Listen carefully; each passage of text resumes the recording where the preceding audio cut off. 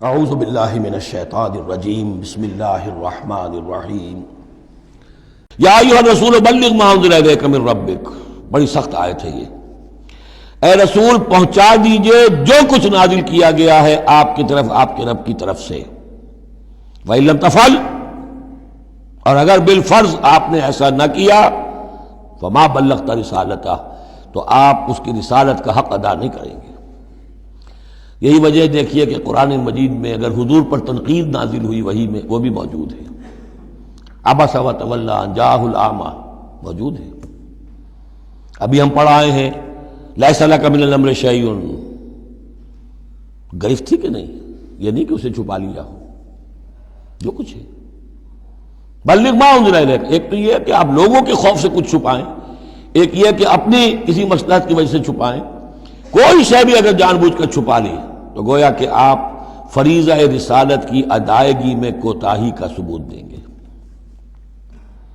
العبد عبد وان ترقى والرب رب وان تنزل.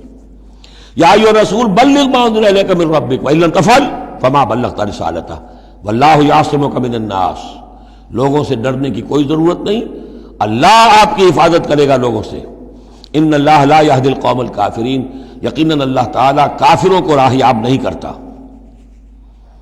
قل یا اہل الکتاب، اب یہ بھی آیت پھر دوبارہ پڑھیے گا بعد میں اپنے آپ کو مخاطب کرتے ہوئے.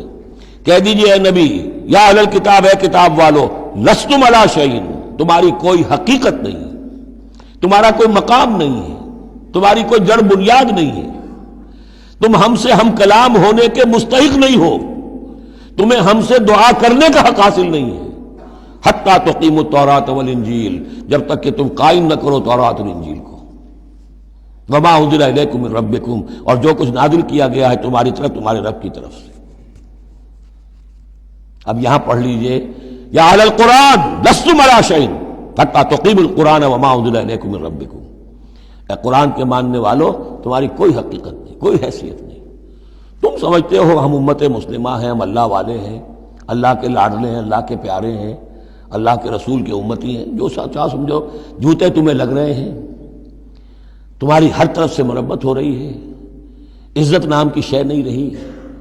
تم کتنی ہی تعداد میں ہو، دنیا میں تمہاری کوئی حیثیت نہیں ہے، اور اس سے زیادہ کے لیے تیار رہو.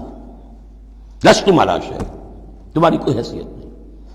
حتیٰ تقیموا القرآن وما انزل الیکم من ربکم، جب تک کہ قرآن اور جو تمہاری طرف نازل کی، حضور کو وحی خفی بھی تو دی گئی ہے نا.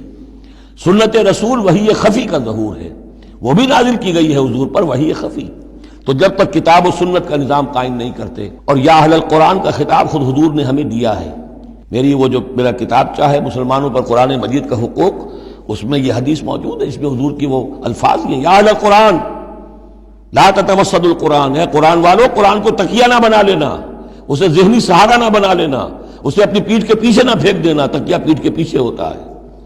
نبذ فریق من الذین اوتوا الکتاب کتاب اللہ وراء ظہورہم لا تتوسدوا القرآن. بلکہ کیا کرنا، یا اہل القرآن لا تتوسدوا القرآن واتلوہ حق تلاوتہ فی آناء اللیل والنہار. پڑھا کرو اسے رات کے اوقات میں بھی، دن کے اوقات میں بھی، جیسے کہ اس کے پڑھنے کا حق ہے. وافشوہ، اسے عام کرو، پھیلاؤ، اس کی دعوت جو ہے پہنچاؤ. وتغنوہ، اسے خوش الحانی سے پڑھو، اور اس کو دولت کو سمجھو کہ یہ سب سے بڑی دولت ہے. تغنوہ، اسے سمجھو کہ اصل دولت یہ ہے. وتدبروا فیہ لعلکم تفلحون، اور تدبر کرو، غور و فکر کرو، اس کی گہرائیوں میں غوطہ دنی کرو تاکہ تم فلاح پاؤ. قل یا اہل الکتاب لستم علی شیء حتی تقیموا التوراۃ والانجیل وما انزل الیکم من ربکم ولا یزیدن کثیرا منہم ما انزل الیک من ربک طغیانا وکفرا. لیکن اے نبی، یقیناً ان لوگوں کی تو بہت سی بڑی تعداد، اکثر لوگوں کو جو کچھ آپ کی طرف نازل کیا گیا آپ کے رب کی طرف سے، اس کی وجہ سے ان میں اضافہ ہوگا، ان کی سرکشی میں، ان کے کفر میں، ان کی طغیانی میں. ان کی آگ جو ہے بڑھتی چلی جائے گی، حسد کی آگ، اس میں وہ مزید جلتے چلے جائیں گے. فلا تأس علی القوم الکافرین، تو آپ ان کافروں کے بارے میں اب افسوس نہ کریں. نبی چونکہ نہایت رحیم اور شفیق ہوتا ہے، تو ظاہر بات ہے کہ وہ لوگوں پر عذاب کو پسند تو نہیں کرتا، دشمن کو بھی معاف کرتا ہے، لہذا اسے صدمہ ہوتا ہے.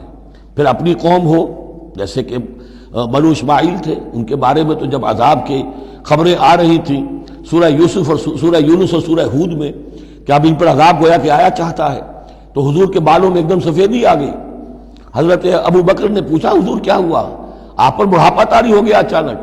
فرمایا شیبتنی ہود واخواتھا، مجھے سورہ ہود اور اس کی بہنوں نے بوڑھا کر دیا ہے، کیونکہ ان صورتوں کا انداز ایسا ہے کہ جیسے اب مہلت ختم ہوا چاہتی ہے اور عذاب کا دھارا جو ہے اب چھوٹنے والا ہے۔ فلا تعس علی القوم الکافرین، تو اب افسوس نہ کیجئے آپ ان کافروں کے بارے میں۔ صدق اللہ العظیم۔